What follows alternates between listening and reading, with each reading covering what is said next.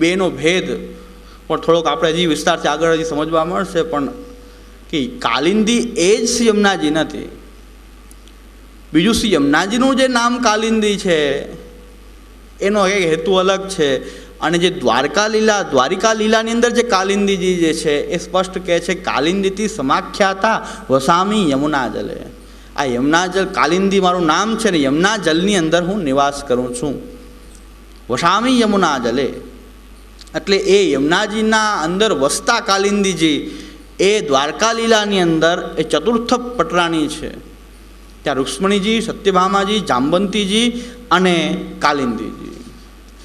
એ કાલિંદીજી છે એ ચતુર્થ પટરાણી છે. પત્ની ભાર્યાત્વ અને પ્રિયાત્વ આ બે વસ્તુનો ભેદ. કે ભાર્યા એટલે પત્ની. કાલિંદીજી આપના પત્ની, કારણ કે આપણે પાણી ગ્રહણ કરી અને આપના પત્ની પટરાણી બન્યા છે. અને શ્રી યમુનાજીને મહાપ્રભુજી કહે છે કૃષ્ણ તુર્ય પ્રિયા. ત્યાં પ્રિયા શબ્દનો એ પ્રયોગ કર્યો છે. યત્ર યથા ઉચિતમ તતથા કુર્વંતી ઇતિ પ્રિયા. યત્ર યથા ગુસાઈજી વ્યાખ્યા કરે છે કે યત્ર યથા ઉચિતમ તતથા કુર્વંતી ઇતિ પ્રિયા. પ્રિયા એટલે કઈ કે યત્ર યથા ઉચિતમ પોતાના પ્રિયને જે એને ગમે એવું કરનાર. નહીં એ કે એમ નહીં, હું કહું એમ કહું. એટલે આ પ્રકારથી પત્ની એટલે ભાર્યા અને પ્રિયા એમાં પણ થોડોક ભેદ એ છે કે પ્રિયાનો હેતુ એક જ છે કે પોતાના પ્રિયને શું પ્રિય થાય એવું કરવું. પત્નીનો એક સંબંધ અલગ છે. એટલે કાલિંદીજી જે છે એ પટરાણી છે પણ યમુનાજી અને કાલિંદીજી એક નથી. એ દ્વારકા લીલા સંબંધી, અહીં બ્રજલીલા સંબંધી. યમુનાજી જે છે એ બ્રજલીલા સંબંધી છે. તો અહીં ગુસાઈજીએ કાલિંદી સ્તોતુ કામાહ એમ શા માટે કીધું? એ પ્રશ્ન ઉપસ્થિત થાય છે. કાલિંદી સ્તોતુ કામાહ એમ શા માટે કીધું છે? શ્રી યમુનાજીનું સ્તુતુ કામ એમ કેમ નથી કીધું? તો કાલિંદીનો અર્થ કલિમ દોષમ. કાલિંદી જે શબ્દ છે કલિમ દોષમ યતિ ખંડયતિ ઇતિ કાલિંદી. એ કલી એટલે દોષ, કલી એટલે દોષ. એ દોષોને જે દૂર કરનારી છે, સમસ્ત દુરિતક્ષયો.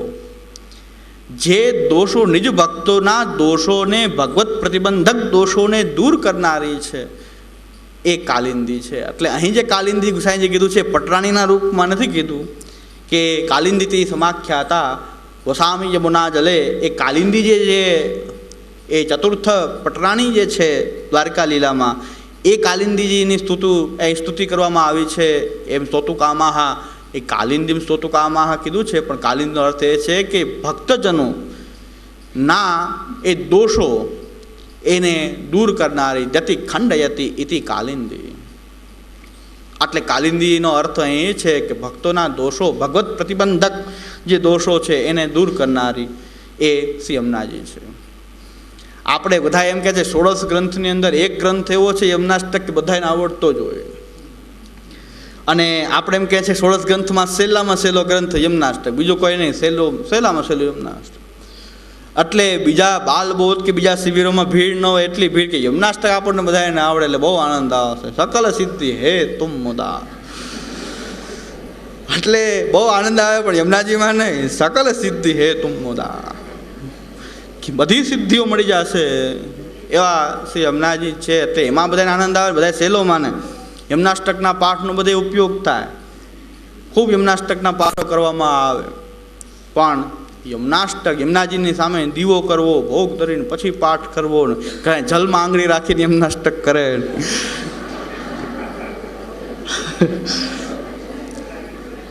16 ગ્રંથની અંદર સૌથી પ્રચલિત ગ્રંથ જે છે એ યમુનાષ્ટક. પણ યમુનાષ્ટક હકીકતમાં અઘરો ગ્રંથ છે. બીજા ગ્રંથને ઉપદેશાત્મક એને એટલે અહીં આ જે ગ્રંથો છે યમુનાષ્ટક જે છે આપ કહી રહ્યા છે મંગલાચરણ છે, પુષ્ટિ ભક્તિનો અધિકાર એ સંપાદિત કે જેમ તેમ થોડો થઈ શકે અધિકાર. કે અહીં બ્રજભક્તો સમાન, બ્રજભક્તોની જે ભક્તિ છે યથા બ્રજ ગોપિકા નામ, એવી જે ભક્તિ જે છે એમાં પ્રવેશની યોગ્યતા આ ગ્રંથથી મળે છે. તો આ ગ્રંથ ભક્તિ માર્ગની અંદર પ્રવેશ કરાવનારો ગ્રંથ છે. એટલે આ ગ્રંથ અઘરો છે, પ્રમાણમાં અઘરો લાગે એવો છે આપણે બધાને, પણ આપણે યમનાષ્ટકને યથાર્થ રૂપમાં સમજવું હશે તો આ રીતે જ યમનાષ્ટકનો પાઠ કરવો પડશે, જે ગુસાઈજી હરિરાયજી આપણને કરાવી રહ્યા છે. કે કાલિંદીનો અર્થ અહીં પટરાણી રૂપે ગુસાઈજી નથી લીધો, પણ મુખ્ય આપ ભગવત પ્રતિબંધક જે દોષોને દૂર કરનારી છે એ ઉપર ભાર દેવા માટે કાલિંદી શબ્દનો પ્રયોગ કરવામાં આવ્યો છે. તો હવે આ કહે છે નમામિ યમુનામહં સકલ સિદ્ધિ હેતુમ મદા. તો સકલ સિદ્ધિ કઈ પ્રકારની છે કે ભગવત સેવો ઉપયોગી, સાક્ષાત ભગવત સેવો ઉપયોગી દેહાપ્તિ, તદ લીલા અવલોકન, તદ રસાનુભવ, સર્વાત્મભાવ આદેશ સકલ સિદ્ધિઓ જ્ઞેયા. અહીં સકલ સિદ્ધિ એટલે કઈ પ્રકારની સકલ સિદ્ધિ છે તો એની સ્પષ્ટતા આપણને ગુસાઈજીની જો વિવૃત્તિ ન હોત તો આપણે ઘણાય ગોટા મળે સકલ સિદ્ધિમાં. તો વલ્લભ વેદાંતમાં PhD થયેલા શાસ્ત્રીજી જ્યારે સકલ સિદ્ધિનું વર્ણન કરવા માંડ્યા ત્યારે બહુ મોટો ગોઠાળો ઉત્પન્ન થઈ ગયો. મેં કીધું બધા નોટિંગ કરવા માંડ્યા છે હવે આ. તો એની અંદર એને એમ કીધું કે પહેલી આસન સિદ્ધિ, યમુનાજીનો પાઠ કરતાં કરતાં એક આસન ઉપર બેસવામાં આપણે નથી બેસી શકતા, સ્થિર થઈને યમુનાષ્ટકના પાઠ કરીએ તો પહેલી આસન સિદ્ધિ પ્રાપ્ત થાય. પછી એ સાસુ વહુની કલબલ થતી હોય તો એ બંધ થઈ જાય, બીજી સિદ્ધિ મળી ગઈ. હવે આ મેં કીધું આ શું આ રામાયણ કાઢીએ સકલ સિદ્ધિની. મેં કીધું વલ્લભ વેદાંતમાં આચાર્ય PhD થયેલા બનારસની, એ એટલે કંઈક વિશેષ અપેક્ષા હોય કે PhD થયેલા, શ્રીમદ ભાગવતની કંઈક 41 ટીકાઓ પર શોધ નિબંધ લખેલા એવા આપણા સંપ્રદાયના મહાનુભાવને મેં કીધું એનો લાભ લઈએ. તો આને તો સકલ સિદ્ધિઓની જે ગણના શરૂ કરી ત્યારે તો આવી બધી સિદ્ધિઓની ગણના શરૂ કરવા માંડ્યા. મેં કીધું એમણે હજી ભલે અણુભાષ્ય આદિ ગ્રંથો જોયા હોય, એનું તુલનાત્મક અધ્યયન કર્યું, પણ ષોડશ ગ્રંથમાં પ્રવેશ જ નથી. કારણ કે અધિકારસ્ય સિદ્ધ્યર્થ યમનાષ્ટકમ ઉચ્ચકૌ. પુષ્ટિ ભક્તિમાં અધિકાર એ યમનાષ્ટકથી પ્રાપ્ત થાય. થોડુંક ભક્ત હૃદય, મહાપ્રભુજીનો આશ્રય, કંઈ એ જ્ઞાનથી કંઈ પ્રાપ્ત નહીં. આ તો ગ્રંથ જ એવો છે કે શ્રી મહાપ્રભુજીનો આશ્રય હોય અને કંઈક ભક્તિનો એ ભાવ હોય. કારણ કે ભક્તિ ભાવે શું તીરસ્તો તા દુષ્ટિ સ્વકર્મભિ અન્યથા ભાવમાં આપન્નસ તસ્માન સાનત નશ્યતિ. અહીં થોડોક ભક્તિનો ભાવ પણ આવશ્યક છે, પ્રભુ કૃષ્ણમાં થોડોક સ્નેહ ભાવ પણ આવશ્યક છે આ ગ્રંથને સમજવા માટે.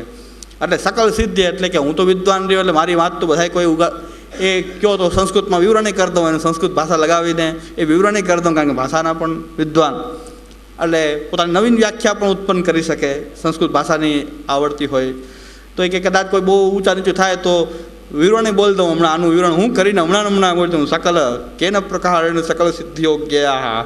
તો એની પરથી આખું પોતાનું નવીન વ્યાખ્યા એ ઉત્પન્ન કરી શકે. એટલે એને એ પણ હોય કદાચ કોઈ ઊભો થાય ને બોલશે તો હું હમણાં સંસ્કૃતમાં એને સંભળાવી દઈશ, એટલે એ પાછો બેસી જાય કે આપણે આ વ્યાખ્યા સાંભળી નથી ને આપણે શું કામ વચ્ચે ઊભા થયા. આવા પ્રકારથી વિદ્વતાના બલને કારણે યમનાષ્ટક નહીં સમજાય એવો આ ગ્રંથ છે.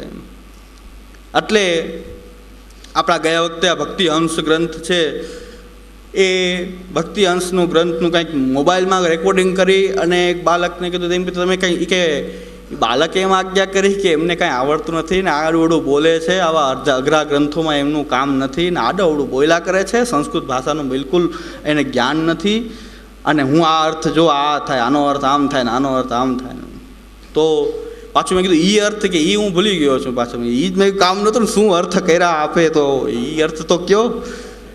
અમારા અર્થ ખોટા, પણ કઈ પ્રકારે ખોટા અર્થ હતા તમે જરાક એમની પાસેથી મહાનુભાવ પાસેથી સાંભળ્યા હોય તો તમે એ વર્ણન કરો કે આપે શું આજ્ઞા કરી આ વિશે, કયું બાબતમાં હું ખોટો હતો, ક્યાં ખોટો હતો. તો કે એ હું ભૂલી ગયો છું, પણ આપે કીધું કે સંસ્કૃત ભાષામાં આનો આમ અર્થ થાય, આનો આમ અર્થ થાય, સંસ્કૃત ભાષા આવડતી નથી અને આ રીતેનો અર્થ જ નથી, ભક્તિ અંશનો આવો અર્થ છે જ નહીં આ ગ્રંથ. બધું ખોટું હતું. મેં કીધું મને આશ્ચર્ય એ થયું કે બધું ખોટું હતું. એટલે આપશ્રી એમ આજ્ઞા કરી કે બધું ખોટું જ હતું. તો મેં કીધું આપે તો નવીન વ્યાખ્યા કંઈક પ્રાપ્ત થાય તો કાંઈક તમે કહો તો અમને ખબર પડે કે જેમ તમે એ રેકોર્ડિંગ કર્યું એમ આ રેકોર્ડિંગ કરીને મને બતાવવું જોઈએ. એનું એ રેકોર્ડિંગ કરવાની આવશ્યકતા કે નવીન અર્થ કેવા પ્રકારથી થઈ શકતો હોય કદાચ. તો આ પ્રકારથી ભ્રમિત કરવાની આપણી બધી આ કોઈ વાકપટુતાના કારણે, કોઈ સંસ્કૃતના પાંડિત્યને કારણે એ આ રીતે ભ્રમિત કરવાની વાત છે કે ભાઈ બધું ખોટું જ હતું, પણ ગુસાઈજીનું આ વાક્ય એ ખોટું હતું.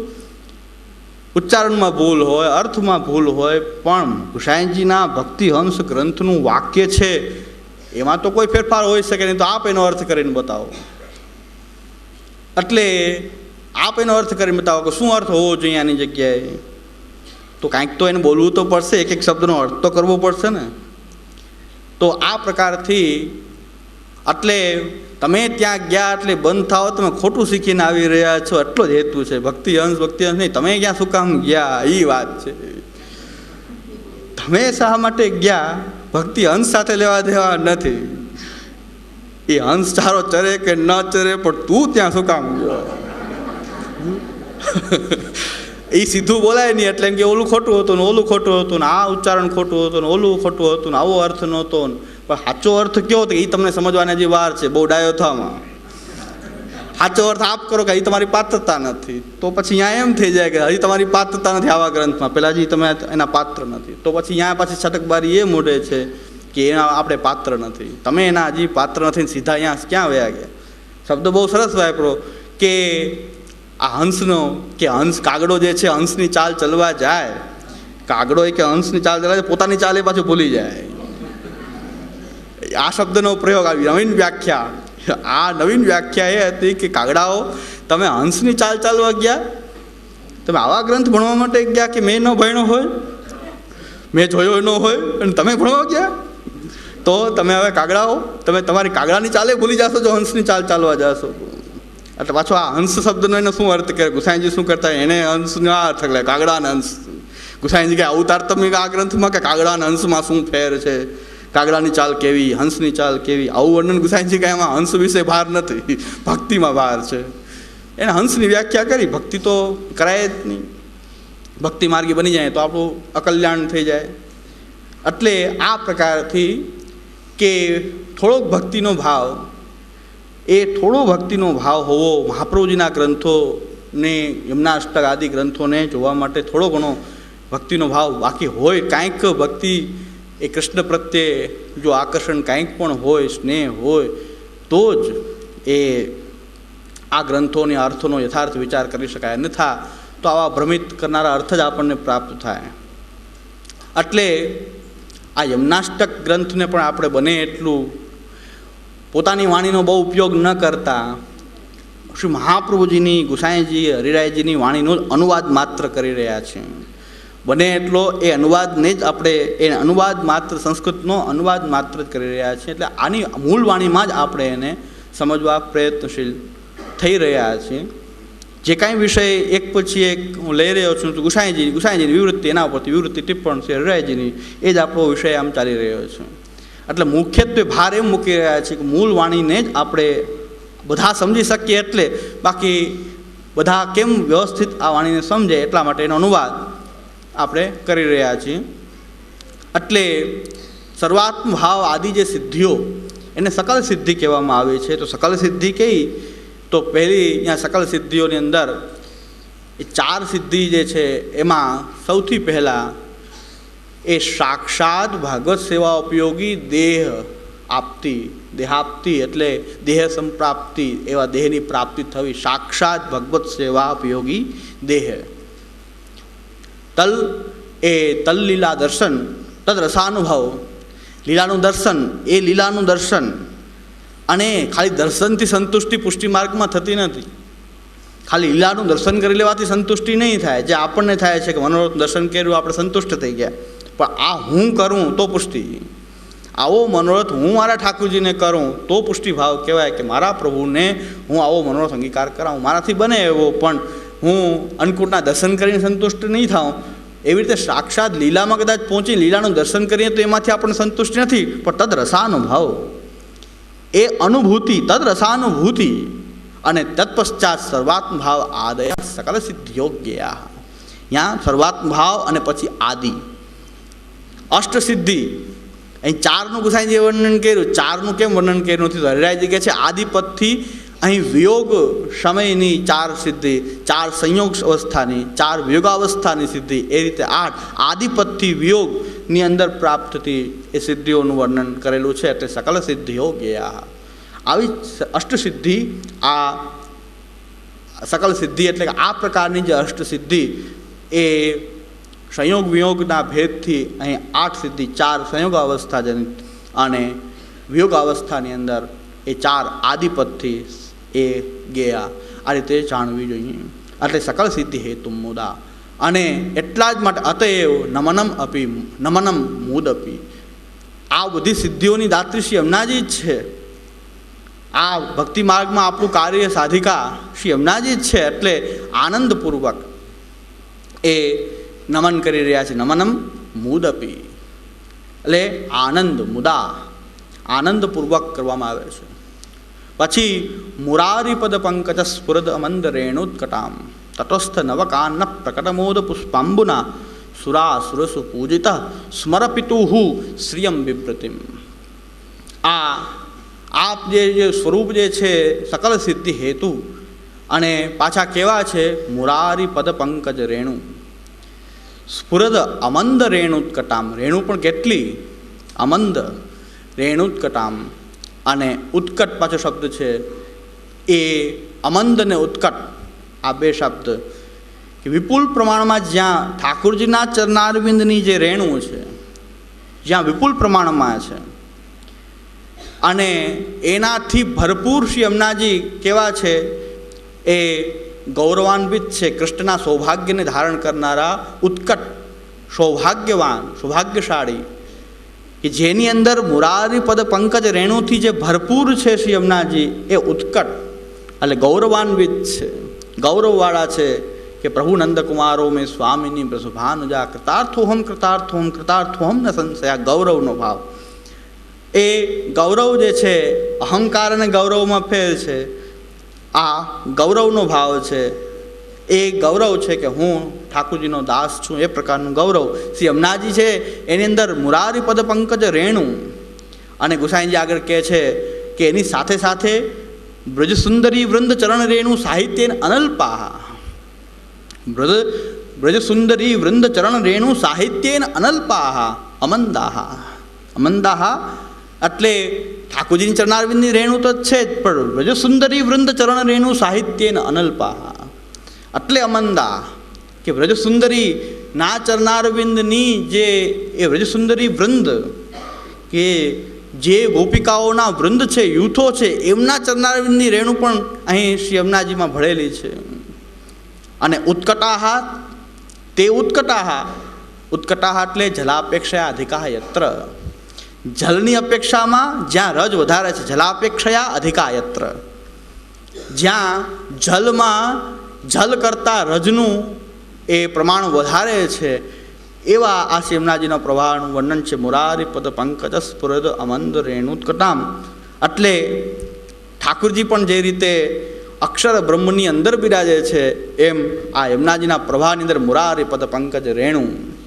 આ યમુનાજીના પ્રવાહની અંદર મુરારીપદ પંકજ રેણુ રૂપે એ ભગવાનના ચરણારવિંદની રજ, એ પણ ભગવદ રૂપ છે, એ બિરાજી રહી છે.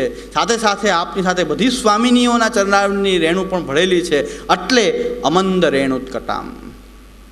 અમંદ રેણુ મુરારીપદ પંકજ સ્ફુરદ અમંદ રેણુત્કટામ ઉત્કટામ જલાપેક્ષયા અધિકાયત્ર. એટલે જ્યાં જલ કરતાં રજનું બાહુલ્ય છે, વધારે રજ છે એની અંદર. અને આ રજ કેવી છે? ઠાકોરજીના ચરણારવિંદની જે રજ છે, એનાથી શું થાય છે કે સાક્ષાત ભગવત સેવા ઉપયોગી દેહ સંપાદનોન્મુખા યે રેણવઃ અમંદા. મુરારી મૂળજલાત્મક, મૂળદોષાત્મક એ જલનો એ મૂળ જે છે, જલદોષાત્મક મૂળસ્ય અરેહે જડ પંકજયો સ્ફુરંત યે રેણવહો. એટલે કહે છે કે મુરારી શબ્દનો પ્રયોગ કર્યો છે, પારો કોની ચરણારવિંદની રેણુ છે? જલદોષાત્મક મૂળસ્ય અરેહે ચરણ પંકજયો સ્ફુરંત. એ કઈ રેણુ છે અહીં? કે ઠાકુરજી પણ કેવા?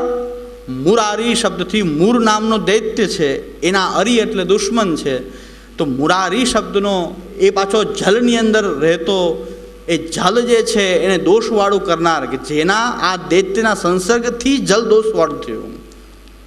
જલમાં જે દોષ આવ્યો છે, જલ કાંઈ દોષરૂપ નથી. જેમ કોઈ પ્રિયા અને કોઈ પ્રીતમ બે સામે સામે કાંઠે ઉપર ઊભા હોય ત્યારે વચ્ચે જે જલનો પ્રવાહ જે છે એના મિલનમાં અંતરાય રૂપ છે. એટલે જલનો પ્રવાહ અંતરાય રૂપ તો થાય છે, પ્રિયા અને પ્રિય સામે સામે કિનારે એકબીજાને જોવે છે, પણ એને મળવા માટે જલ જે છે એ અંતરાય રૂપ છે. એટલે જલ જે છે અંતરાય રૂપ છે, પણ જલ એવો અંતરાય રૂપ છે કે મળવા ન દે. તરતા આવડે તરીને જઈ શકાય, નાવ હોય તો નાવમાં બેસીને જઈ શકાય, જલ રોકતું નથી. એટલે જલમાં દોષ નથી કે જલ દોષરૂપ નથી, કારણ કે તેને તરતા આવડતું હોય. આ પણ શ્રી હરિરાયજીની ટિપ્પણીનો ભાવ અનુવાદ છે કે જલ દોષવાળું એટલે કે જલમાં જ દોષ છે એમ ન કહી શકાય, પણ મૂળને કારણે જલ દોષવાળું થયું છે. એ દૈત્યના સંબંધથી જલદોષાત્મક મુરસ્ય અરે હે ચરણ પંકજ્યો રેણવો. એ જે ચરણારવિંદની રેણી કોણ, એ કોની જે રેણું છે? આ મુરસ્ય અરે. એ મૂળ કોણ છે? એ જલમાં નરકાસુરની એ વચ્ચે ફરતું જલ, વચ્ચે કિલ્લો, એમાં કેદ કરેલી 16,000 ભગવત ભક્તો, એ કન્યાઓ એ નરકાસુરે કેદ કરી છે. એ કૃષ્ણની ભક્ત છે, અનન્ય ભક્ત છે. અને આ મૂળ જે છે એનો સહાયક છે, દૈત્યનો સહાયક. એટલે સહાય કરનાર પણ દોષવાળો હોય, એનો પણ વધ થવો જ જોઈએ. એ પોતે આસુરી બુદ્ધિવાળો હોય, પાછો એને સહાય કરનારા એ પણ ભગવાને મહાભારતમાં કે એ પણ વધને પાત્ર જ છે. એ કારણ કે એને સહાય કરનાર, પોતે ભલે ન હોય પણ સહાય કરનારા છે. એમ આ દૈત્ય પણ એવો હોય છે કે જે નરકાસુરે કેદ કરેલી છે, એ નરકાસુરનો સહાયક રૂપે જલમાં પડેલો છે, પોતાની જાળ બિછાવીને કે આ જલ ફરતું જલ છે, અને આ કન્યાઓને જો છોડાવવી હોય કોઈને પણ તો જલમાંથી આવવું પડે, ને જલમાં કોઈ આવે તો આ મૂળ જે છે એને મારી નાખે. એટલે મુરારી ભગવાન જે છે પોતાના ભક્તને કેદ કરેલા છે, તો ભગવાન જે છે કોઈ પણ સાધનની અપેક્ષા રાખ્યા વગર પોતે સામે કૃપાવાળા થઈ અને મૂરને મારીને અને નરકાસુરની કેદમાંથી આ 16,000 કન્યાઓને આપ છોડાવે છે. એ ભગવાનનું કેવું સ્વરૂપ છે? કૃપા. ત્યારે ભગવાન કૃપા વિચારે છે ત્યારે બધા જ પ્રતિબંધોને એ પોતે તોડી નાખે છે. જીવ એ તોડવા માટે પ્રયત્નશીલ કંઈ કરી શકે એમ જ નથી. શરણસ્થ સમુદ્ધારમ, એ શરણે પડ્યા સિવાય શરણ પડ્યો છું રે શ્રી હરિ. દયારામભાઈ કહે છે શરણ પડ્યો છું રે શ્રી હરિ, હું શરણે પડ્યો છું એના સિવાય બીજું કાંઈ નથી. વિવેક ધૈર્ય ભક્ત્યાદિ રહિતસ્ય વિશેષતઃ પાપા શક્તસ્ય દીનસ્ય કૃષ્ણ એવ એક ગતિર્મમ. અહીં તો વિવેક ધૈર્ય ભક્તિ કોઈ સાધન બને એમ નથી, પણ ભગવાન જ્યારે એ જીવને એના ઉદ્ધારક બને, ઉદ્ધાર શબ્દની વ્યાખ્યા પાછી આપણે અહીંથી જ જોવી પડશે કે ઉદ્ધાર એટલે એ સર્વાત્મ ભાવદાન. જ્યારે ભગવાન પોતે પ્રાપ્ત કરાવાય છે ત્યારે બધા જ પ્રતિબંધોને પોતે જ તોડી નાખે છે. એટલે એ મુરારી જે છે ભગવાન જે રીતે બધા જ પ્રતિબંધોને તોડીને પોતે સામે આવીને જીવને મળનારા છે, એવા પ્રભુ એના ચરણ કમલની રેણું જે જલની અંદર જલ કરતાં પણ અધિક છે, જેનાથી શ્રી યમુનાજી ગૌરવાન્વિત છે, એવી ચરણારવિંદની રેણું શું કાર્ય કરે છે? સાક્ષાત ભગવત સેવા આપી જે દેહ સંપાદનોન્મુખા એ રેણવા. એ રેણવું, આ રેણુ કઈ છે કે જે ચરણારવિંદની રેણુ એવી છે કે જે એ આ રીતે ભક્તોના દેહ અલૌકિક કરનારી જે રેણુ છે એ રેણુ સંબંધ. એટલે શ્રી યમુનાજીના પ્રવાહમાં રહેલી રેણુ જે છે એ આ ભગવત સેવા ઉપયોગી દેહ પ્રાપ્તિ કરાવનારી રેણુ છે. તો કોના ચરણારવિંદની રેણુથી શ્રી યમુનાજી ગૌરવાન્વિત છે? એની અંદર કોણ બિરાજી રહ્યું છે એટલે યમુનાજી ગૌરવાન્વિત છે? તો ઠાકોરજીના ચરણારવિંદની રજ એની અંદર બિરાજી રહી છે, કૃષ્ણની ચરણારવિંદની રજ. એટલે આપ સૌભાગ્યશાળી છે. શ્રી યમુનાજી જે છે એટલે કોનાથી ગૌરવાન્વિત છે? કૃષ્ણથી ગૌરવાન્વિત છે. એટલે કૃષ્ણનું મહત્વ આપણે યમુનાજી જો છે, કૃષ્ણ યમુનાજીને અલગ કરી શકાય એમ નથી. કારણ કે જ્યાં કૃષ્ણ છે ત્યાં બધો જ લીલા પરિકર આપ એ પ્રગટે છે, વિદ્યમાન છે. જે વાર્તા પ્રસંગમાં પુરુષોત્તમદાસ શેઠની વાર્તામાં નંદરાયજી, યશોદાજી, ગોપીજનો બધા ગોપ વાલો બધા પધાર્યા. તો ક્યારે પધાર્યા? કૃષ્ણ હતા એટલે. કૃષ્ણનો નંદ મહોત્સવ કરો એટલે પધાર્યા. શ્રી મહાપ્રભુજી અહીંયા એ પ્રકાર પ્રકટ કર્યો, બધા જ ભક્તો આપોઆપ પધાર્યા. શ્રી યમુનાજી, ગિરિરાજજી બધા આપોઆપ પધારે છે. આપણે ત્યાં ઝારીજીને આપણે યમુનાજી કહીએ છીએ, દરેક વૈષ્ણવ ઝારીજી ભરે છે એને શ્રી યમુનાજી રૂપ કહે જ છે. ઠાકોરજીને સ્નાન કરાવે છે એ જલને શ્રી યમુનાજી રૂપ કહે છે. તો યમુનાજી આપોઆપ ઠાકોરજીને બિરાજે છે એને સ્નાન કરાવો એટલે એ જલ યમુનાજી પ્રકટ થઈ ગયા. ઠાકોરજી આપણા ઘરમાં જે બિરાજી રહ્યા કૃષ્ણ છે તો યમુનાજી છે, કૃષ્ણ છે તો મુખરૂપ આચાર્ય ઋષિ કૃષ્ણાશ્યમ ત્યાં પ્રકટ થયા, કૃષ્ણના બિરાજવાના સ્થાન રૂપે ગિરિરાજજી પ્રકટ થયા, સકલ વ્રજભક્તો સહિત આપ બિરાજે છે એટલે વ્રજભક્તો પણ ત્યાં આપ સ્થિતિ કરે. આપણે વ્રજભક્તોને ઠાકોર સન્મુખ રાખીએ છીએ, ગોપી, ગ્વાલ, ગાય, ઘોડા, એ પક્ષીઓ, આ બધા વ્રજભક્તોના સ્વરૂપ. આપણે પાછા એમને એ ચરણ આપણો પગ અડી જાય તો ભલે ઠાકોરજીનું ખીલોનું હોય, એમાં હાથી હોય કે ઘોડો હોય, એને પગ અડી જાય તો આપણે એને ચરણ સ્પર્શ કરીએ છીએ. આપણે લીલા પરિકર આખો પ્રકટ થયો છે, બધા જ ભક્ત રૂપ છે ત્યાં પ્રકટ થયા છે. એટલે જ આપણા બાળકોએ વચનામૃતમાં, પ્રાચીન બાળકોના વચનામૃતમાં આવે છે તો એક વૈષ્ણવે એમ પૂછ્યું કે તમારે ત્યાં બધું જ ભગવત સ્વરૂપાત્મક તમે જો માની રહ્યા છો તો ઠાકોરજીનું સન્મુખ તમે ખીલોના સજાવો છો ત્યારે તો બધા સીધા હોય, પછી ઠાકોરજી સન્મુખ લઈ લ્યો ત્યારે તો બધા આડાવડા કરીને પાછા રાખી દો છો, તો ભગવત સ્વરૂપ હોય. આ પ્રાચીન બાળકોના કોના વચનામૃતમાં છે, પણ વચનામૃતમાં પ્રસંગ છે કે કોઈ એમ પ્રશ્ન કર્યો કે બધું જ ભગવત સ્વરૂપાત્મક છે તો ડબ્બીમાં પાછા પૂરી દો, બધું આડોવડું પાછું એને કરીને રાખી દો છો, કારણ કે ઠાકોરજી પાસેથી એ ખીલોના હટે તો આપણે એને આડાવડા કરીને પાછા જ્યાં યથાસ્થાને પધરાવી દઈએ. એ ડબ્બીમાં રાખતા તો કોઈ ડબ્બીમાં રાખી દે, ને કોઈ એમાં પાછા કોઈ ઉલટસુલટ થઈ જાય, પાછા ઠાકોર સન્મુખ લાવે ત્યારે બધા સજાવટ એની કરીએ છીએ આપણે. તો તમે બધું જ જો ભગવત સ્વરૂપાત્મક માની રહ્યા છો તો આમ કેમ કરો છો? તો કે એનો પણ અમારે ત્યાં વિશિષ્ટ ભાવ છે કે ઠાકોરજીનું સન્મુખ હોય, કૃષ્ણની સામે હોય ત્યારે લીલા પરિકર આનંદમાં હોય છે, અન્યથા તો એ વિરહ અવસ્થામાં મૂર્છિત હોય છે. કૃષ્ણ વગર તો આ લીલા પરિકર આવો જ થઈ જાય છે. મહતા કૃષ્ણાત પરમ નાસી દૈવમ વસ્તુ તો દોષ વર્જિતમ. તો આપે બહુ સુંદર પ્રાચીન બાળકોની સૂઝ અને એ આપે જે જવાબ આપ્યો છે ત્યારે એમ થઈ જાય કે અમારો પુષ્ટિમાર્ગ તો એવો છે કૃષ્ણની સામે હોય તો અમારા ભક્તો લીલા પરિકર બધું આનંદિત હોય, કૃષ્ણથી દૂર થાય એટલે આવા પછી એના દેહનું અનુસંધાન એને રહેતું નથી, એટલા બધા મૂર્છિત પડી જાય છે. તો અહીં મહતા કૃષ્ણની છે, કૃષ્ણ સેવા સદા કાર્યા, કૃષ્ણ સેવા સદા કાર્યા. અહીં કૃષ્ણ વગર તો લીલા પરિકર પણ આવ કૃષ્ણ વગરના શ્રી યમુનાજીની કલ્પના કરતો યમુનાજી પણ આ રીતે બિરાજી રહ્યા છે. એટલા અધૂરા છે શ્રી યમુનાજી કૃષ્ણ વિના.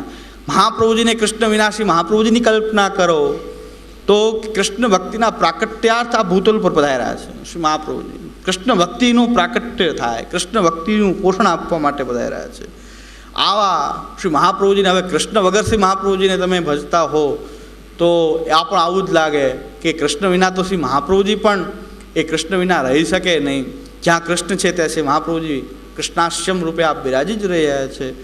આપણે ત્યાં ઠાકોરજીના વેણુજીમાં પણ અધર સુધારૂપ શ્રી મહાપ્રભુજી છે, ઠાકોરજીના જારીજી રૂપ પણ શ્રી યમુનાજી છે, ઠાકોરજીને સ્નાન કરાવો એ જલ પણ એ શ્રી યમુનાજી રૂપ છે.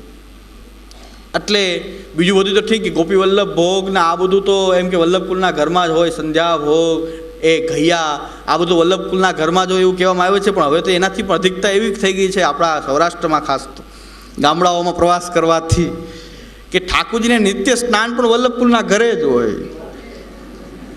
ઠાકોરજીના નિત્ય સ્નાનનો પ્રકાર પણ બંધ થઈ ગયો. સ્નાન નહીં, ખાલી ભોગ ધરીને ખાવું, ખાલી ઠાકોરજીને ભોગ ધરી અને લેવું, એટલો જ ક્રમ આપણે ત્યાં વૈષ્ણવ ત્યાં હોય. સ્નાન તો ક્યારેક ક્યારેક આપણે જ્યારે ઈચ્છા હોય ત્યારે કરાવે, બાકી તો સેવા તો વલ્લભકુલ કરે, આપણે થોડા કરીએ. એટલે હવે ઠાકોરજીને સ્નાન ના કરાવો તો યમુનાજીનું પાન તમે કેવી રીતે કરો? કે કારણ કે ઠાકોરજીને સ્નાન કરાવેલું જલ યમુનાજી રૂપ છે. તો આપણે ત્યાં ઠાકોરજીની એ સેવાની અંદરથી સ્નાન કરાવવાનો ક્રમ મોટા ભાગે લુપ્ત થઈ ગયો એવું દેખાય છે. જેમ ગામડાઓમાં ફરવાથી એવું લાગે છે કે આ ક્રમ પણ ધીરે ધીરે કે ભોગ ધરીને ખાવું, બીજું કાંઈ નહીં, ગમે એમ શિંગાર ધરાય, ગમે એમ પધરાવાય, આપણે ત્યાં કાંઈ હોય જ નહીં. આ તો મોટા મોટા ક્રમ તો ગોપી વલ્લભ ને કુંવારા ને 56 ભોગ તો બરાબર છે એવું સાંભળતા હતા, પણ આ તો નવું એવી વિશેષતા જોવા મળે કે વારંવાર પૂછું તમે સ્નાન કરાવો કે નિત્ય નથી કરાવતા? અમે નિત્ય નથી કરાવતા. પાછો જીવ શું સેવા કરે? સેવા તો આપ કરો. પાછા આપણને અમે એમ કે આપ કરો, અમે કાંઈ જીવ કાંઈ ના કરીશ. એટલે તમે છૂટમાં સેવા કરવી તો આપ કરો. એટલે ઠાકોરજીને સ્નાન આપણે ત્યાં અવશ્ય, આપણે ત્યાં ઠાકોરજીને સ્નાન કર્યા વગર આપણે ત્યાં ઠાકોરજીને રાજભોગ ધરતા નથી. સ્નાન અવશ્ય, કાંઈ ન બને તો સ્નાન અવશ્ય કરાવવું જ જોઈએ. આપણે ત્યાં ઠાકોરજીને સ્નાન કરાવવાનો ક્રમ પણ આ રીતે લુપ્ત ગામડાઓમાં દેખાય છે, બીજે ક્યાંય તો નહીં, પણ આ ગામડાઓમાં ફરવાથી એવું ખબર પડે છે કે વૈષ્ણવ બધું કરે, ભોગ ધરીને રાજભોગ એનું અષ્ટયામ સેવા કરે પણ સ્નાન ન કરાવે. અને ઘણા એમ કે છે ચિત્ર સ્વરૂપ હોય તો એને સ્નાન ન થઈ શકે, અને કોઈ વસ્ત્રજી બિરાજતા હોય એને સ્નાન ન થઈ શકે, પણ એમને પણ આપણે ત્યાં સ્નાન કરાવવાનો ક્રમ હોય છે. એ શ્યામ સ્વરૂપોને જે રીતે અંગવસ્ત્ર થાય છે, શ્યામ સ્વરૂપો હોય એને અંગવસ્ત્ર કરાવવામાં આવે છે, એવી રીતે ચિત્રજી સ્વરૂપો હોય એમને પ્રતિબિંબથી સ્નાન કરાવવાનો ક્રમ છે. પ્રતિબિંબ સ્નાન એટલે કે એક સામે અરીસો આરસી રાખી એ આરસીમાં ઠાકોરજીનું પ્રતિબિંબ પડે અને એના ઉપર સ્નાન કરાવવામાં આવે, પ્રતિબિંબ સ્નાન છે. એક સાથે ઘણા બધા સ્વરૂપ બિરાજતા હોય, સ્નાનનો ક્રમ જ્યારે શક્ય ન હોય ત્યારે પણ સામે આરસી રાખી એના ઉપર એ સ્નાન કરાવવામાં આવે છે. આ પ્રકારથી એ પ્રતિબિંબ સ્નાનનો એક ક્રમ છે. અને શ્યામ સ્વરૂપોને અંગવસ્ત્ર થાય છે, ભીનું અંગવસ્ત્ર જ, ખાલી આ તો સુગંધીમાં જરાક હાથ લગાવે અને ઠાકોરજીને આમ લગે સ્નાન.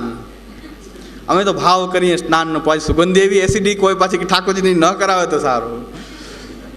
અત્યારે સેવા પ્રકારની અંદર આપણે એવી જડતા પકડી દઈએ કે અત્તર તો સુગંધી તો જોઈએ જ, ભલે કેમિકલવાળું ગમે એવું હોય કે જે ઠાકોરજીના શ્રીઅંગમાં સ્પર્શ કરાવીએ, આપણે એકવાર કરીને જોઈએ તો આપણને ખબર પડે કે આ એ ઠાકોરજીને ધરવા લાયક છે કે નહીં.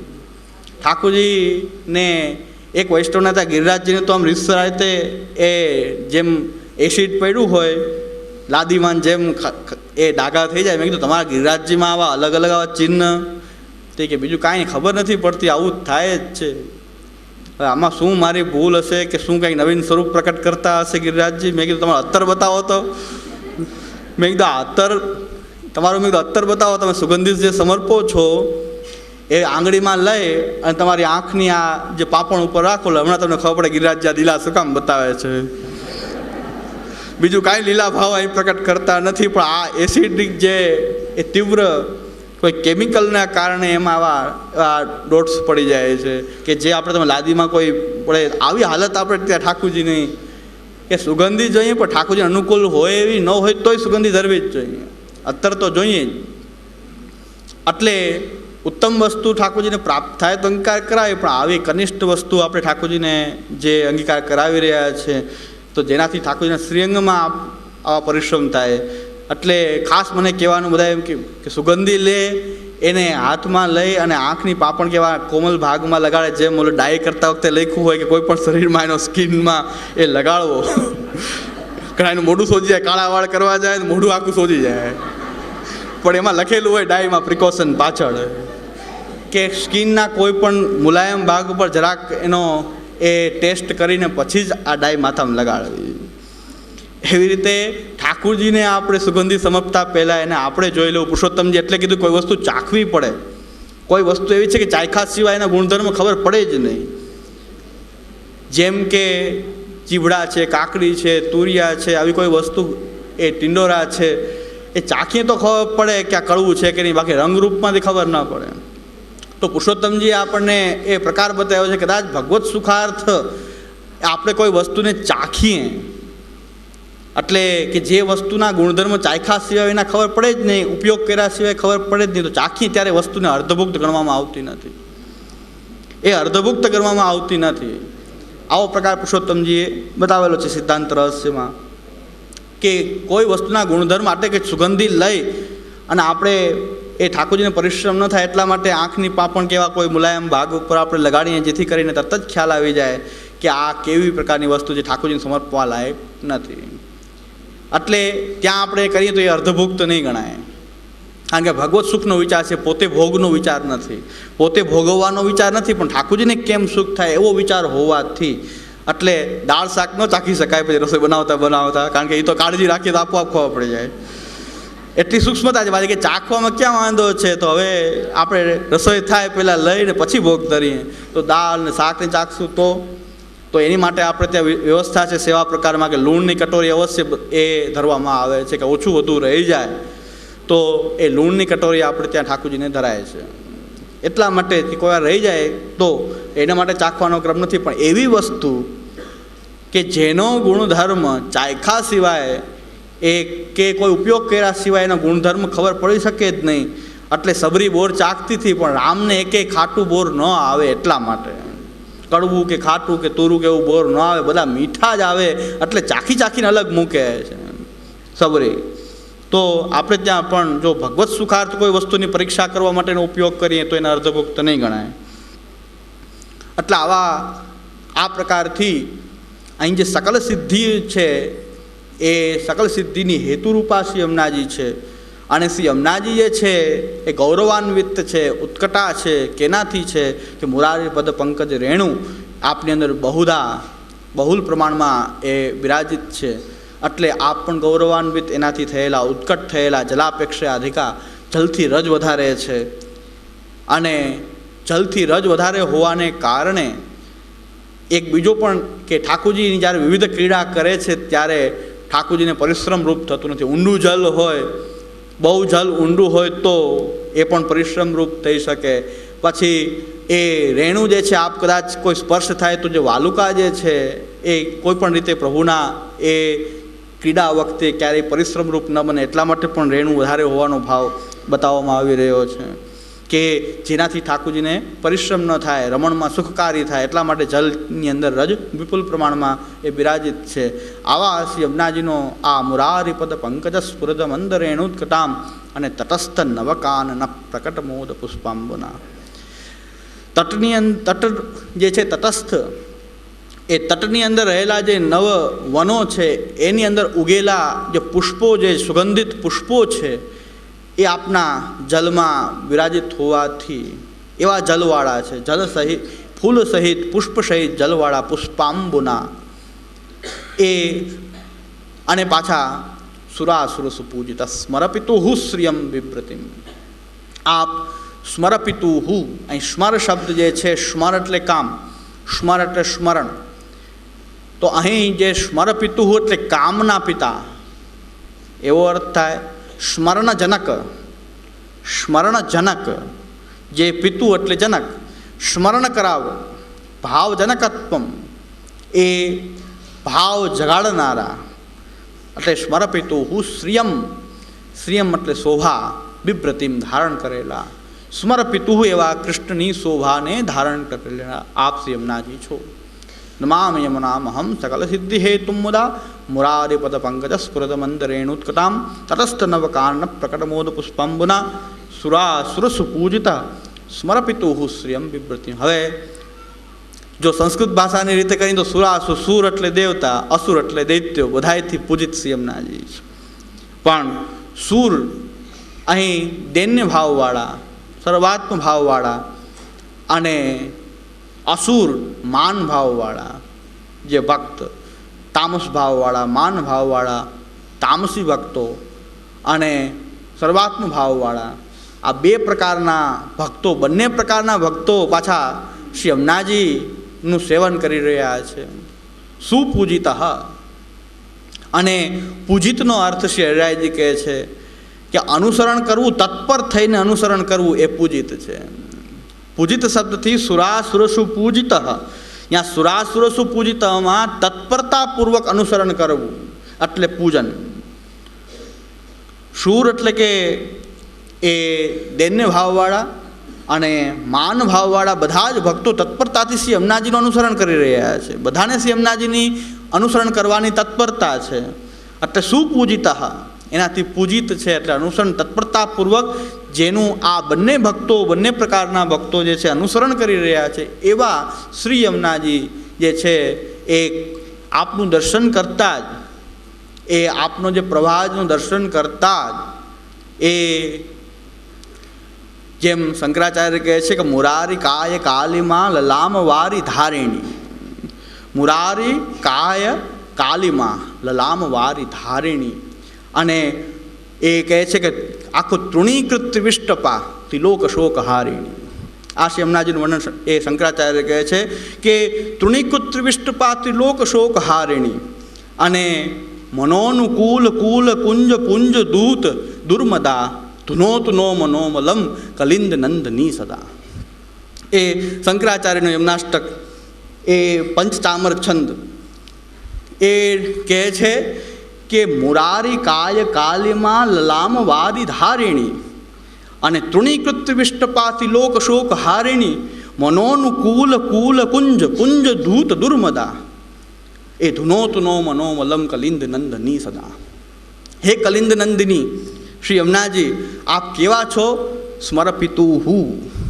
અહીં કહે છે ભગવત સ્મારકત્વ.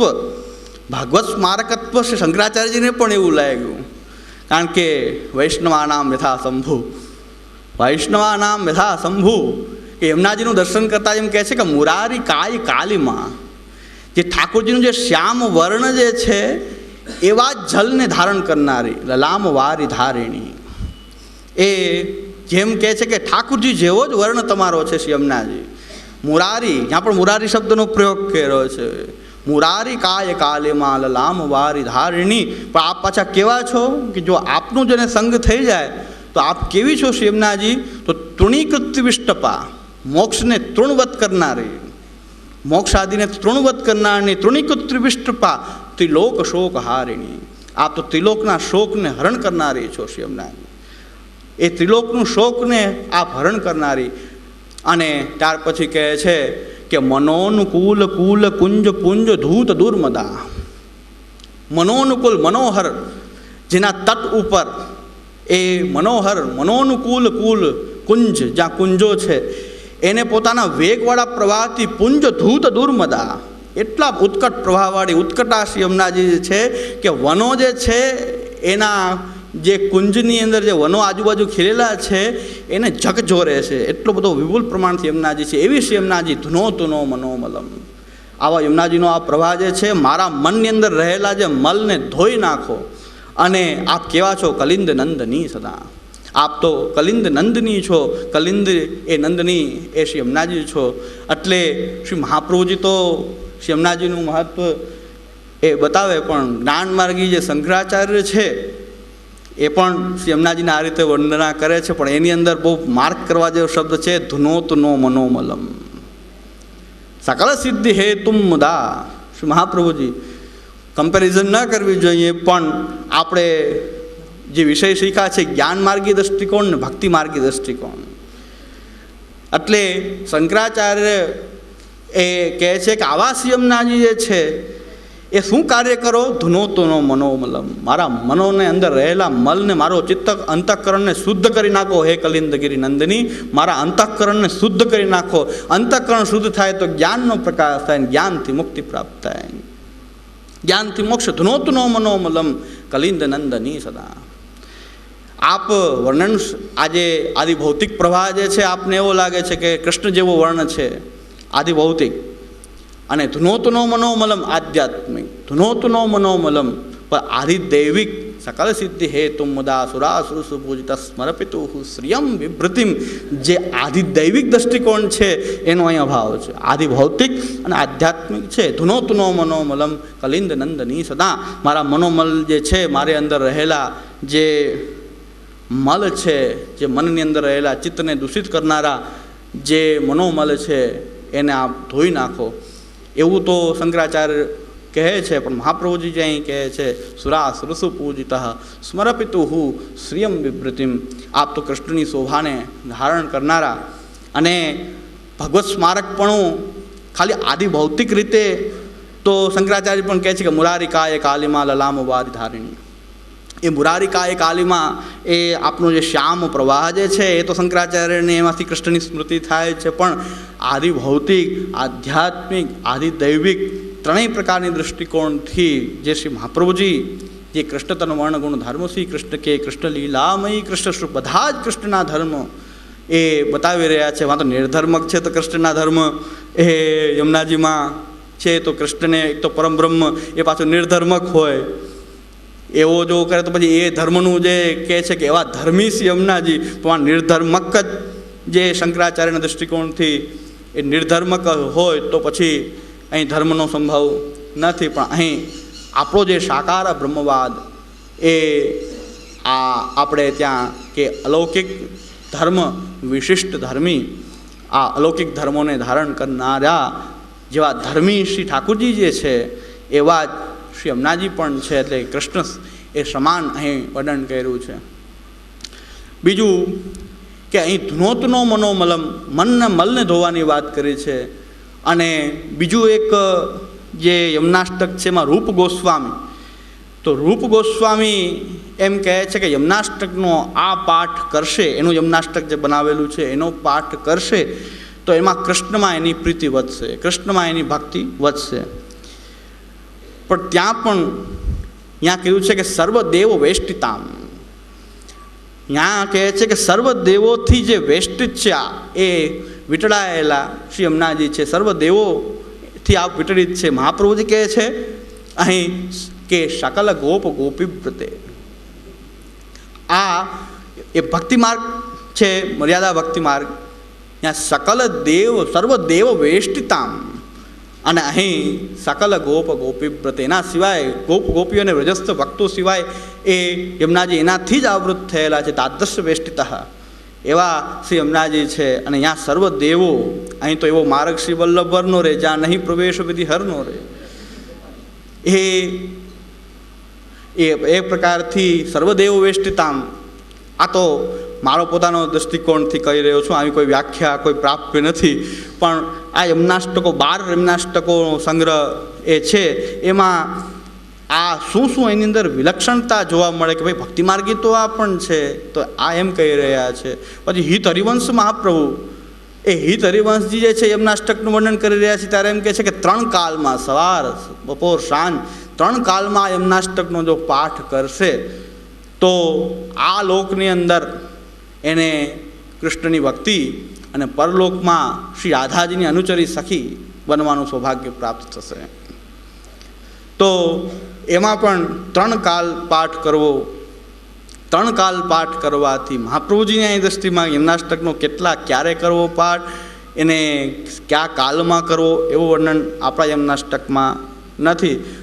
અને બીજું કે બીજા એક યમનાષ્ટકમાં શંકરાચાર્ય એમ કહે છે કે આ યમનાષ્ટકનો પાઠ કરશે એ આ લોકમાં બધા ભોગોને ભોગવી અને અંતે કૃષ્ણ એટલે કે પરમ બ્રહ્મ જે છે એના જેવું રૂપ ધારણ કરે છે. અહીંયા પણ મોક્ષની જ વાત થઈ ને આ લોકમાં બધા ભોગો ભોગવશે સકલ સિદ્ધિ હેતુ. એટલે આ પ્રકારની લૌકિક સિદ્ધિઓને આપનારી એ ભવ સિંધુને પાર કરાવનારી ભવાબ્દ સિંધુ પારદા, એ ભવાબ્દ સિંધુને પાર લગાવનારી એ શ્રી યમુનાજી છે. મહાપ્રભુજીને અહીં દ્રઢ વિશ્વાસ છે કે ન જાતું યમયાતના ભવતી તે પયપાન. આપનું તો પયપાન કોઈ અનાયાસે કર્યું છે તો યમયાતનાથી વાત જ નથી. અહીં યમયાતનાથી છૂટી જશે. શંકરાચાર્ય એમ કે યમયાતનાથી એને છૂટી જશે, કારણ કે જય યમુને એ યમભીતિ નિવારણી સંકટ વિનાશિની પાવયમ્મામ. ત્યાં કહે છે જય યમને કેવી યમભીતિ નિવારણી. મહાપ્રભુ આવું વર્ણન કરે છે. સ્મરપિતુ શ્રિયમ બિભ્રતિમ. ત્યાં તો એમ કહે છે કે યમભીતિને દૂર કરનારી, દરેક ચરણમાં એમ કહે છે યમભીતિ નિવારણી સંકટ વિનાશિની પાવયમ્મામ. મને પાવન કરો, હે યમુના મને પાવન કરો. આપ સંકટ વિનાશિની છો અને આપ પાછી કેવી છો કે ત્યાં કહે છે કે યમભીતિ નિવારણી, આપ યમભીતિને દૂર કરનારી છો. મહાપ્રભુજી કહે છે કે ન જાતું યમયાતના ભવતી તે પયપાનત. એટલે એના માટે યમયાતના માટે તો કંઈ ભાઈબીજ નાવાની જરૂર છે જ નહીં. ઓલરેડી એની કંઈ આવશ્યકતા જ ઉત્પન્ન થતી નથી. એટલે કહે છે કે જેને અનાયાસે પણ યમુનાજીનું પાન કરી લીધું છે તો એને પણ યમયાતના જેવી તુચ્છ એ જે સિદ્ધિ, એની મોટી કોઈ સિદ્ધિ માનતું હોય તો એ મોટી સિદ્ધિ નથી. એ તો યમુનાજીના અનાયાસે કોઈ એ પાન કરી લે તો પણ એને યમયાતના છૂટી જશે. અહીં તો સકલ સિદ્ધિ હે તુમ મદા, એ સકલ ગોપ ગોપીથી આવૃત એવી સી યમુના કે સકલ વ્રજસ્થ ભક્તોથી વીંટળાયેલી, કે જેના સિવાય આપણે બીજી કોઈ જગ્યાએ રાગ નથી. એટલે જેમ શ્રી ગુસાઈજી આજ્ઞા કરે છે કે જે પુરુષોત્તમનું ભજન પણ જો આપણે કોઈ કામનાવશ કરશું, પુરુષોત્તમનું ભજન કામનાવશ કરશું તો ત્યાં પુરુષોત્તમ જે છે એનું ભજન કરવા છતાં પણ ત્યાં પુરુષોત્તમ પ્રકટ, એ પુરુષોત્તમ વિષયક ભજન નહીં બને. ઠાકોરજી કૃષ્ણનું ભજન પણ એ કૃષ્ણનું ભજન નહીં કહેવાય. એવી રીતે શ્રી યમુનાજી અને કોઈ એ પુરુષોત્તમનું કોઈ જે સ્વરૂપ જે છે, કોઈ ઉપાસના માર્ગ કે પૂજા માર્ગની અંદર જ્યારે એમ કીધું છે કે નિષ્કામ ભાવથી જ્યારે પૂજન કરે છે ત્યારે એ પૂજ્યની અંદર અને પૂજન કરનારના હૃદયની અંદર જે ભાવ છે એ પુરુષોત્તમ વિષયક નિષ્કામ ભાવ હોવાથી પુરુષોત્તમનો આવેશ એ પૂજ્યમાં થઈ જાય છે. બે વસ્તુ છે. પુરુષોત્તમ બિરાજે છે છતાં એનું ભજન કોઈ એ લૌકિક કામનાથી કે કોઈ મોક્ષ વગેરેની કામનાથી કરવામાં આવતું હોય તો પુરુષોત્તમનું ભજન એ પણ પુરુષોત્તમનું ભજન નથી. અને જ્યારે કોઈ પૂજાની અંદર પણ પુરુષોત્તમનું પૂજન કરવામાં આવી રહ્યું છે ત્યારે એનો વિષય જો નિષ્કામ ભાવથી પૂજન કરવામાં આવે તો એની અંદર એ પુરુષોત્તમ આવેશ થવાથી એ પૂજા જે છે પુરુષોત્તમનો એમાં આવેશ થાય છે નિષ્કામ ભાવને કારણે. એવી જ રીતે કોઈ યમુનાજીની અંદર કોઈ સકામ ભાવથી યમ ભીતિ નિવારણી સંકટ નિવાસની પાવ એ સંકટ એ નિવારિણી એ સંકટ નાશિની કે પાવય મામ એમ કહે છે કે મારા સંકટને દૂર કરી દો, મને સકલ સિદ્ધિ આપી દો, મને કોઈ પૈસા સંપત્તિ મોક્ષ આવું આપી દો. એ પ્રકારથી યમુનાજીનું કોઈ ભજન કરશે તો યમુનાજી અહીંયા પ્રકટ થશે નહીં. સકલ ગોપ ગોપી પ્રતે આપ તો એવા જે ભક્તો જે છે સર્વાત્મ ભાવવાળા કે ભગવદ્ લીલા સંબંધી ભક્તો છે એના કાર્યનું સંપાદન કરનારા છે. પણ એ ગમે એવા લૌકિક કાર્યની સિદ્ધિ માટે જો યમુનાજીનો આપણે કરતા હોય તો યમુનાજીથી નથી થયું. એ યમુનાજીની કૃપા આવી ન હોઈ શકે. કારણ કે ન જાતું યમ યાતના આદિ તો આપોઆપ દૂર થઈ જાય છે એકવાર પાન કરી લે છે એના માત્રથી. તો આ વિષય આ રીતે કે યમુનાજી જે છે સંકટ દૂર કરવા માટે યમુનાજીનો આપણે એ કરશું કે ચિત્તકરણને અંતઃકરણ હોય આપણી ચિત્તવૃત્તિઓને અંતઃકરણને શુદ્ધ કરવા માટે યમુનાષ્ટક કરશું. ધુનોતનો મનોમલમ કલિંદ નંદ નિસદા. તો એ જ્ઞાન માર્ગીય છે પણ ભક્તિ માર્ગીય નથી. આ સ્તુતિ ભક્તિ માર્ગી નથી કારણ કે અંતઃકરણને શુદ્ધ કરવા માટે ખાલી યમુનાષ્ટક નથી.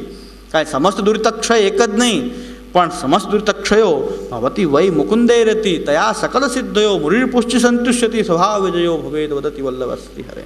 કાંઈ ખાલી દુરિતને દૂર કરવા એટલું જ નહીં પણ એ દુરિત કોના દૂર કરે છે કે ભગવત પ્રાપ્તિ વિલંબ જે ભગવત પ્રાપ્તિમાં વિઘ્નરૂપ છે એવા જેનું પુષ્ટિ માર્ગમાં વર્ણન કરેલું છે પુષ્ટિ માર્ગમાં ભગવદરૂપ સેવાર્થમ જેનું એ સર્જન થયેલું છે એના કોઈ ભગવત પ્રાપ્તિ વિલંબરૂપ દુરિત છે એને દૂર કરનારા શ્રી યમુનાજી છે. બધાયના પાપો દૂર કરવાવાળા એ શ્રી યમુનાજી નહીં પણ અહીં જે શ્રી યમુનાજીનું જે સ્વરૂપ જે છે એ તો નિજ ભક્તોના સમસ્ત દુરિતક્ષય અને પાછું ભવતી વૈ મુકુંદે રતિ એમાં મુકુંદ પ્રભુમાં એની રતિનું સર્જન કરવું વર્ધન કરવું એમાં રતિ કરાવવી થવી આ બધા ફલ બતાવેલા છે કે પ્રભુમાં એ સમસ્ત દુરિતક્ષયથી કામ નથી. બ્રહ્મ સંબંધ કરનાર સર્વેશામ દેહ જીવયો સર્વદોષ નિવૃત્તિ મહત્વ નથી પણ ત્યાં ભગવત સેવારૂપ અધિકાર જે છે મહત્વનો છે. ખાલી દોષોની નિવૃત્તિ બ્રહ્મ સંબંધનો અહીંયા ભાર નથી પણ ભાર છે સેવકા નામ યથા લોકે વ્યવહાર પ્રસિદ્ધથી અસમર્પિત વસ્તુનાન તસ્માત વર્જનમ આચરે ત્યાં ભાર છે એનો.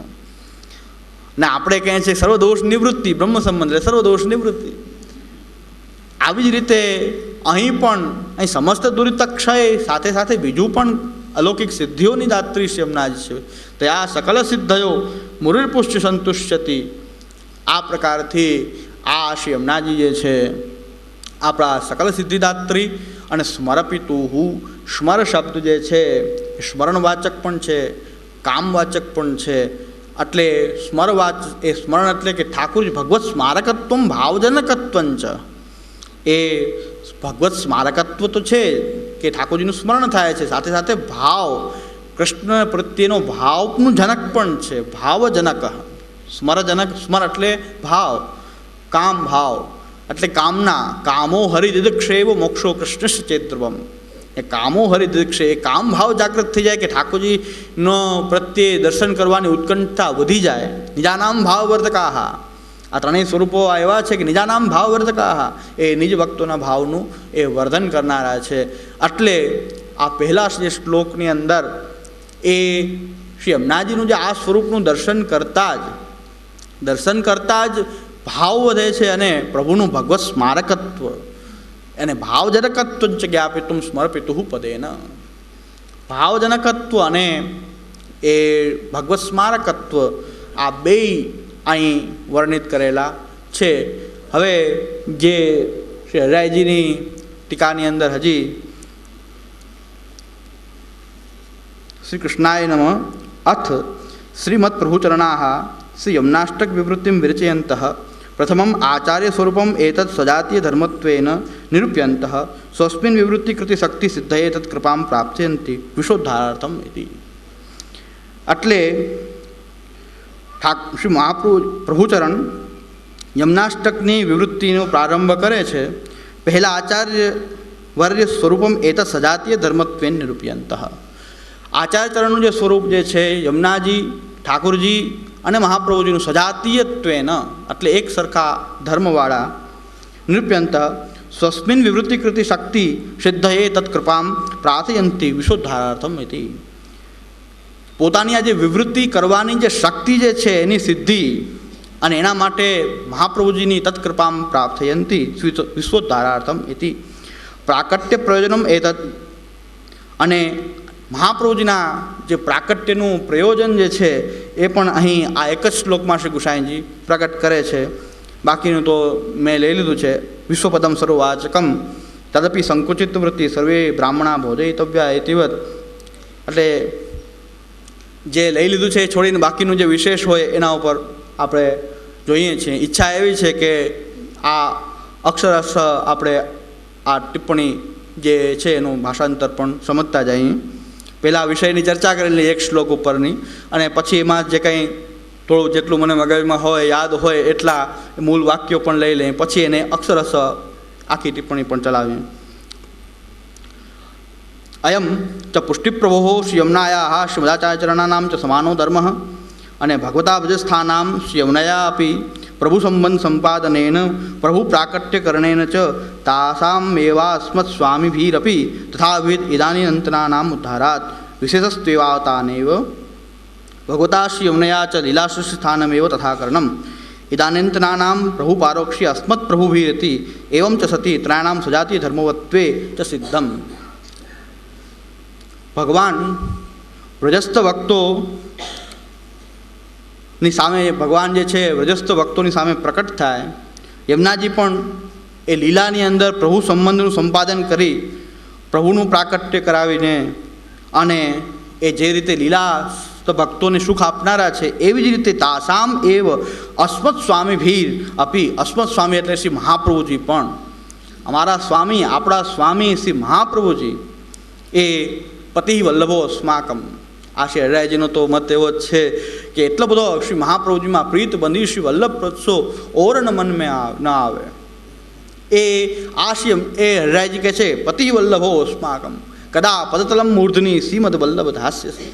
મારા આપના ચરણારવિંદની જે એ રજ છે ક્યારે મારા મસ્તક કદા પદતલમ મૂર્ધની શ્રીમદ વલ્લભમ ધાસ્ય. શ્રીમદ વલ્લભ આપ ક્યારે મારા મસ્તક ઉપર આપના ચરણારવિંદની રેણું જે છે એ પધરાવશો. આટલો બધો શ્રી હરિરાયજીનો ભાવ શ્રી મહાપ્રભુજી પ્રત્યે રહેલો છે. છતાં શ્રી મહાપ્રભુજી હરિરાયજી મહાપ્રભુજીએ પોતાના આરાધ્ય તરીકે સેવા શ્રી વિઠ્ઠલનાથજી અને શ્રી ગોવર્ધનનાથજીની કરી છે.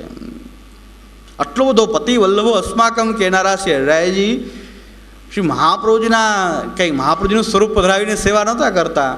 સેવા તો આપે એ આપના સેવ્ય સ્વરૂપ શ્રી વિઠ્ઠલનાથજીને આપે પોતાના નાના ભાઈ ઉપર પધરાવ્યા છે, અને પોતે શ્રી ગોવર્ધનનાથજીના એક સ્વરૂપની સેવા આપ કરતા હતા. એટલે સેવામાં તો શ્રી ગોવર્ધનનાથજી જ આપ બિરાજતા હતા. પણ આ તો ભગવાન જે સ્વરૂપ શ્રી મહાપ્રભુજીનું સ્વરૂપ જે છે એ ધ્યેય સ્વરૂપ, ધ્યાનનું સ્વરૂપ, એ મહાપ્રભુજીને પણ એ જ કૃષ્ણ રૂપે આપ જોઈ રહ્યા છે. હરિરાયજીનો ભાવ શ્રી મહાપ્રભુજીમાં છે, પણ કેવી રીતે રાખ્યો છે? મહાપ્રભુજીની મર્યાદાનું ખંડન કર્યું નથી કે ઠાકોરજીની સેવા છોડી નથી, પણ એમ કીધું છે કે જેવી રીતે વ્રજસ્થ ભક્તોને યમુનાજી અને ઠાકુરજીએ પ્રકટ થઈને જે આનંદ આપ્યો, અને તે જ રીતે તાસામે એવ અશ્વત સ્વામીભીર અપી તથાવિધ ઇદાની અંતરાનામ ઉદ્ધારાત. અત્યારના આધુનિક ભક્તોના ઉદ્ધારાર્થ શ્રી મહાપ્રભુજી જ પ્રકટ થયા છે. જેના ઉપર શ્રી મહાપ્રભુજીની કૃપા હોય એના ઉપર શ્રી યમુનાજીની કૃપા આધુનિક ભક્ત ઉપર થઈ શકે, એના ઉપર જ ઠાકોરજીની કૃપા થઈ શકે. એટલે અત્યારે તો આ સમયમાં તો ઇદાનંતના નામ ઉદ્ધારાત. ઇદાનંતના નામ એટલે કે અત્યારના આધુનિક જીવો માટે, વ્રજસ્થ ભક્તો માટે તો એ યમુનાજીને ઠાકોરજી જે સુખ આપ્યું, પણ અત્યારે આ સુખ આપવા માટે તો કેવળ શ્રી મહાપ્રભુજી જ પ્રગટા છે કે શ્રી મહાપ્રભુજી જેના ઉપર કૃપા થશે એના ઉપર શ્રી યમુનાજી કૃપા કરશે, તો એના ઉપર ઠાકોરજીની કૃપા થશે. કારણ કે પુષ્ટિ આ માર્ગ જે છે કે આ ભક્તિ એવી છે કે ભગવદ સ્નેહ થયા પછી જે ભક્તિ કરો એ પુષ્ટિ ભક્તિ. તો ભગવત સ્નેહ વગર જે કરવામાં ક્યાં પુષ્ટિ ભક્તિ છે? તો પણ મહાપ્રભુજીના સંબંધથી એ પુષ્ટિ ભક્તિ કહેવાશે. શ્રી મહાપ્રભુજીની રીતે કરીએ છીએ એટલે એને પુષ્ટિ ભક્તિ કહેવાય. અન્યથા આપણા જે લક્ષણ જે છે એ મર્યાદા ભક્તિના પણ નથી હોતા, એ પ્રાવાહિકી ભક્તિના પણ નથી હોતા. પ્રાવાહિકી ભક્તિના પણ લક્ષણ નથી કે મોક્ષ માટે નથી કરતા આપણે. મોક્ષ માટે પ્રવાહિકી અને ભાગવત સ્નેહાત્મક ભક્તિનું સાધન એના માટે કરવામાં આવતી મર્યાદા ભક્તિ. આપણે તો નથી ભગવાનના સ્નેહ માટે કરતા કે નથી મોક્ષ માટે પણ કરતા. મોક્ષ માટે સારી વાત છે કે કાંઈક એનું પારલૌકિક ધ્યેય તો હોય. આપણે તો આ લોકમાં હું સુખી થઈ જાઉં, સંપત્તિવાન થઈ જાઉં, પૈસાવાળો થઈ જાઉં, મારા કામ પતી જાય, દુઃખ તો આવે જ નહીં, મૃત્યુ આવે નહીં, રોગ ન આવે, છેલ્લે મૃત્યુ પણ ન આવવું જોઈએ. આપણે તો એવા છીએ. આપણે તો એટલે આપણો ધ્યેય તો એ કોઈ ભક્તિને લાગુ પડે એવું જ ધ્યેય, છતાં આપણે કહીએ છીએ હું પુષ્ટિ માર્ગી છું. તેનું કારણ